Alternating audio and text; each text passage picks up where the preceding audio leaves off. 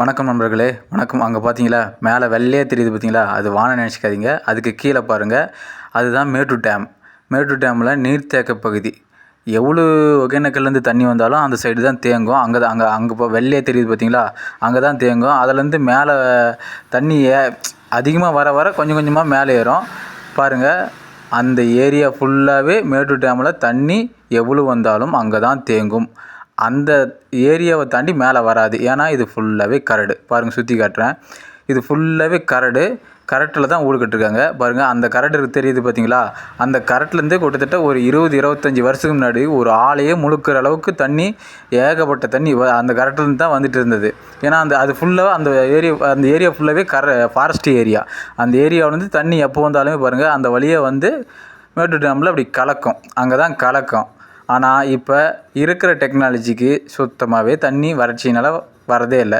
இது ஃபுல்லாகவே கரடு தான். பாருங்கள், மழை புயல் எது வந்தாலுமே இந்த ஏரியாவில் தண்ணி ஒரு சொட்டு கூட தேங்காது. ஏன்னா ஃபுல்லாகவே மேட்டூர் டேமில் போய் கலந்துரும். அதனால் இங்கே எந்த ஒரு பாதிப்பும் வராது. நன்றி.